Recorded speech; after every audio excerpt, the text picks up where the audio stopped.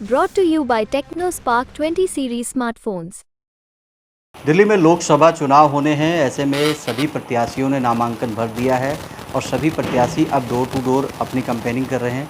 हमारे साथ मौजूद हैं एक निर्दलीय प्रत्याशी जो पेशे से चित्रकार हैं और उनकी कला जो है उनकी उंगलियों में है। वो अच्छी अच्छी पेंटिंग बनाते हैं, लेकिन उन्होंने अपनी किस्मत इस बार आजमाई है और उन्होंने भी नामांकन भरा है। हम बात करेंगे। सर, सबसे पहले तो आपका स्वागत है हमारे चैनल पे। हमारे दर्शक सबसे पहले आपका परिचय जानना चाहेंगे। सभी को मेरा नमस्कार, क्षेत्रवासियों को। मैं उमेश चौहान, ठीक है, चित्रकार हूँ और काफ़ी साल से यहाँ से पेंटिंग कर रहा हूँ और इस बार मैंने लोकसभा में नामांकन भरा है। तो आप चित्रकार होने के साथ साथ, ये तो कहा जाता है पेंटिंग का जो काम होता है एक शांत स्वभाव का होता है, बहुत ही अकेले में, और जो है एक पेंटर सारे ख्वाबों को कैनवस पे उतार देता है। तो ये फिर राजनीति कैसे दिमाग में आई? राजनीति ऐसे है जो समाज में जो एक गंदगी फैली हुई है, मैं उसी समाज का हिस्सा मैं भी हूँ। मैं जैसे कैनवस में सुंदरता कलर भरता हूँ, वैसे मैं देखा इस समाज का हिस्सा मैं हूँ, तो इस समाज को मैं क्या देखे जाऊँ। और जो राजनीति में जो घटिया लोग आते हैं जीवन में और जो हमें प्रभावित करते हैं आके, वो कई बार तो हम सोचते हैं कि ठीक हो जाए, कोई अच्छे व्यक्ति को हम वोट दें। जब ऐसा नहीं हो पाया तो मैंने भी मन बनाया कि समाज के लिए मैं भी कुछ करके जाऊं। मैं पॉलिटिक्स में आके कुछ एक नया कुछ उदाहरण पेश करूं जिससे समाज का भला हो सके। ये आप पेंटिंग कब से कर रहे हैं? मैं बचपन से पेंटिंग कर रहा हूँ। तो पेंटिंग में कोई ये ख्वाब नहीं था कि पेंटिंग में कोई एम.एफ. हुसैन साहब बनना चाहता है, कोई बड़ा पेंटर, तो आप फिर राजनीति में कैसे?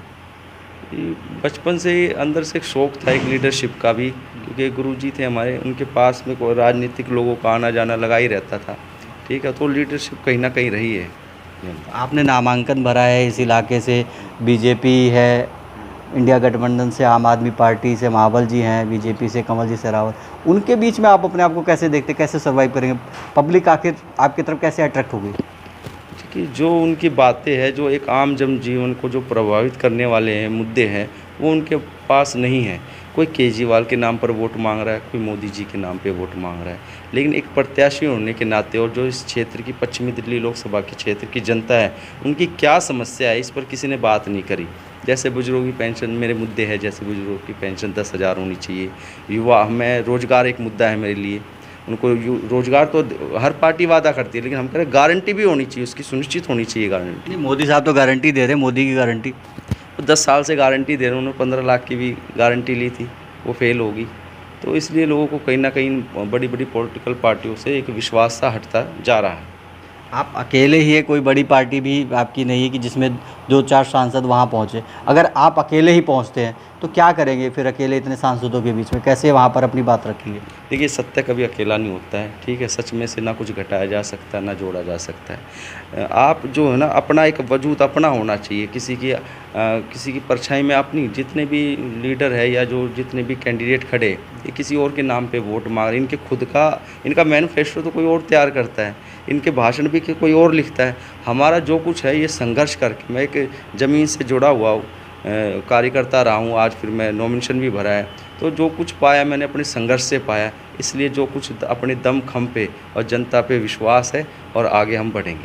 इससे पहले भी कभी आपने ट्राई किया है? हाँ, इससे पहले मैंने 2020 में दिल्ली की विकासपुरी विधानसभा सीट से विधायक का चुनाव लड़ा था। तो क्या मार्जिन से, क्या कितने वोट मिले थे, क्या रहा उस टाइम का? उस समय हम एक प्रयोग कर रहे थे कि ईवीएम पे हमने फ़ोटो लगवाई थी, कैंडिडेट की फ़ोटो लग गई थी। हम चाहते थे कि जो ईवीएम पे जो क्षेत्र में जो लीडर है ना, वो जाए और जनता अपने फेस वैल्यू पे वोट मांगे। तो उन्होंने चुनाव चिन्ह दिया, हमने कहा हम इसका प्रचार नहीं करेंगे, मैं अपनी फेस वैल्यू पे वोट मांगूंगा। तो उसके हिसाब से मुझे मात्र 10 दिन के अंदर, ज़्यादा कोई प्रचार नहीं, चुनाव चिन्ह का कोई प्रचार नहीं किया, 376 वोट आए थे। तो इस बार क्या लगता है कि कितना मार्जिन आएगा, और अगर आप जीतते हैं भविष्य में तो क्या करेंगे फिर इलाके की जनता के लिए? पहली बात तो ये है कि हार जीत ना, मेरी जीत मेरे हाथ में, तो हार भी नहीं है मेरे हाथ में। तो हमारा मकसद ये है कि समाज में एक नया उदाहरण पैदा कर सकूँ, समाज में किस तरह से मैं क्या योगदान दूँ कि एक आम बंदा भी चुनाव लड़ सकता है, उसके क्या मुद्दे हो सकते हैं, कुछ नया छाप छोड़ के जाऊँ, ये मेरे विचार। जो आपके बीच में जो आम आदमी पार्टी है, बीजेपी, आपने कहा सब लोग कैंडिडेट अपने मुद्दे पे नहीं लड़े, जो लीडर है मेन उनके मुद्दे पे लड़े। बेसिक चीज़ें आप क्या देखते हैं इलाके में, क्या कमियाँ हैं लोगों से, क्योंकि 10 साल से बीजेपी के यहाँ सांसद रह चुके हैं, तो क्या क्या कमियाँ हैं यहाँ पे? पिछले सांसद जो था ना, तो उसने कभी जनता के हित के मुद्दे जो है पार्लियामेंट में उठाए, और ना ही कभी उन्होंने आके यहाँ पे किसी का हाल चाल लिया। उन्हें शकल भी नहीं दिखाई। क्यों दिखाएगा जब वह एक बड़ी पॉलिटिकल पार्टी के नाम पे जीत जाए, मोदी जी के नाम पे जीत जाए, तो वहीं से विश्वास पे जो है ना जनप्रतिनिधि का जो है ना वो ख़त्म हो जाता है, एक जिम्मेदारी ख़त्म हो जाती है। इसलिए जो उन्होंने कार्य नहीं करे वो मैंने करने हैं, जनता के बीच जाना है, और पार्लियामेंट में जीतने के बाद जनता से हित के जुड़े हुए हित के मुद्दे जो वहाँ पार्लियामेंट में रखने हैं। नहीं तो और अगर देखा जाए आम आदमी पार्टी इंडिया गठबंधन से महाबल मिश्रा जी हैं, वो भी अपना दमखम भर रहे हैं, क्योंकि वो पहले भी सांसद रह चुके हैं, बहुत सारे जो काम गिनाते कि हमने ये करा है, उनको किस तरह से देखते हैं? ये देखिए, इस जिस उम्र में उनको अपने नाती पोते खिलाने चाहिए, उस उम्र में जो है उनको प्रत्याशी बनाया जा रहा है। देखिए, अब युवाओं का टाइम है, उनको युवाओं को मौका देना चाहिए। ठीक है, अब आके उनका एक्सपीरियंस आज उनको मैं मंचों से सुनता हूँ, उनको काम गिनाने पड़ रहे हैं। अगर वास्तव में काम किए होते किसी व्यक्ति ने, तो काम बोलना चाहिए ना, आदमी को नहीं बोलना चाहिए। तो मैं उनसे ज़्यादा उम्मीद नहीं करता हूँ। और जिस प्रत्याशी पे बड़ी बड़ी पॉलिटिकल पार्टियों ने दाव लगा रखा है, इतना बड़ा बड़ा पैसा खर्च कर रहे हैं ये लोग। आज देखिए, सांसद की टिकट पाना एक पॉलिटिकल पार्टी से आम बात नहीं। पार्टी फंड के नाम पर करोड़ रुपये पहले जमा कर लेते, पहला भ्रष्टाचार कर दिया।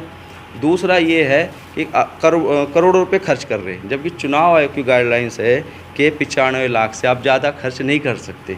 ठीक है, तो इन्होंने पहले ही भ्रष्टाचार कर दिया है। तो जो आदमी भ्रष्टाचार करके सत्ता में आएगा, वो जीतने के बाद क्या करेगा? अगर यदि जनता मुझे अपनी आवाज़ बनाकर पार्लियामेंट में पहुंचाती है, तो मैं जनता के हित की आवाज़ बनूंगा, उनके हित के ही मुद्दे रखूंगा। जैसे एक हमारा मुद्दा है बुजुर्गों की पेंशन 10,000 होनी चाहिए। 10,000 उनका अधिकार है, क्योंकि वो 60 वर्ष के होने पर वह गवर्नमेंट से 10,000 मांग रहे। जैसे जैसे महंगाई बढ़ी है, वैसे वैसे आप देखिए 2500 में गुजारा नहीं होना चाहिए। इसमें बदलाव करना चाहिए, उनकी पेंशन को ना बढ़ाया जाना चाहिए। हर प्रत्येक नागरिक जो टैक्स भी देता है और सरकार को वोट भी देता है, तो एक सम्मानजनक जीवन जीने का उसका अधिकार है। तो 10,000 प्राप्त करने का उसका अधिकार है। जो दूसरा हमारा मुद्दा है, वह हमारे शहीद आजम भगत सिंह जी।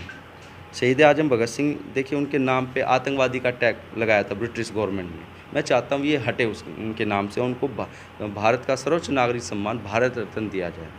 तीसरा हमारा मुद्दा है, पढ़े लिखे नौजवानों को, युवक युवतियों को रोजगार की गारंटी सुनिश्चित होनी चाहिए। सरकार उनकी गारंटी सुनिश्चित करे कि पढ़ने लिखने के बाद उनको रोजगार मिलेगा उनकी काबिलियत के हिसाब से। ठीक है, चौथा हमारा मुद्दा है, जो हमारी गाय की बड़ी बड़ी पार्टियां वादा कर, लेकिन गाय के लिए कोई काम नहीं करते। आज हमारे गऊ हमारी माता और गलियों में घूमती रहती। मैं चाहता हूं उनके लिए एक प्राकृतिक आवास बने, जो ग्राम सभा की डीडे की ज़मीन है खाली, उनमें उनकी रहने का इंतज़ाम किया जाए, उनके चारे का इंतज़ाम किया जाए। और एक मेरा और एक मुद्दा है, जिसमें हमने कहा है कि NCR दिल्ली के, अगर मैं पश्चिमी दिल्ली से सांसद बनता हूँ, तो मेरी कोशिश रहेगी NCR दिल्ली के जो ज़मीन के रेट हैं, और जो आउटर दिल्ली है, जो देहाती ग्रामीण इलाका है, उसके रेट में और NCR दिल्ली के रेट में ज़मीन आसमान का फ़र्क है। यदि इनके रेट बराबर कर दिए जाए, तो उनकी कीमत उतनी हो जाएगी और एरिया डेवलप कर पाएगा। जो मार्केट उठ के इस एरिया की तरफ भागेगी, तो उस एरिया का भी जो है विकास हो पाएगा। और एक और मेरा मुद्दा है, जिसमें अभी देखिए आपने कोरोना की वैक्सीन सबको लगी, अभी कंपनी ने भी मान लिया कि हाँ हमारी गलती है। तो एक तो सरकार ने बाध्य किया सबको वैक्सीन लगवाने के लिए, आपको काम नहीं करने देंगे, आपको ट्रैवल नहीं करने देंगे। तो ऐसा तो सरकार की ज़बरदस्ती हुई, लोगों ने लगवाई, आपको पेंशन नहीं मिलेगी अगर वैक्सीन नहीं लगवाओगे। तो सरकार से जो गलती हुई है, उसको जो यदि कोई बीमार पड़ता है, तो सरकार उनको इलाज के लिए 5 लाख जो है, इलाज के लिए 5 लाख रुपए देगी। ये मेरे मुद्दे हैं। तो आपके हिसाब से क्या लगता है, किस तरह से आप जीतेंगे और किस तरह से लोग आपको सपोर्ट करेंगे?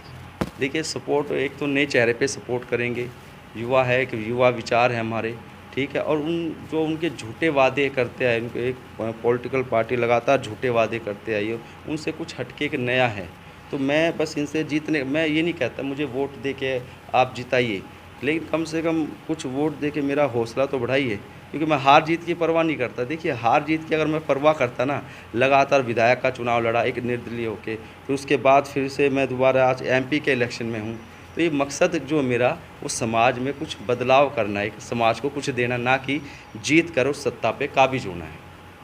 तो जिस तरह से बता रहे थे कि वह समाज को नया दर्पण, नई सोच देना चाहते हैं, इसलिए नामांकन किया है और आने वाले 25 तारीख को दमखम भर रहे हैं कि जीत हासिल करके संसद में जाके युवाओं और बुजुर्गों की बात संसद तक पहुंचाएंगे। दिल्ली से ओपी शुक्ला, दिल्ली तक।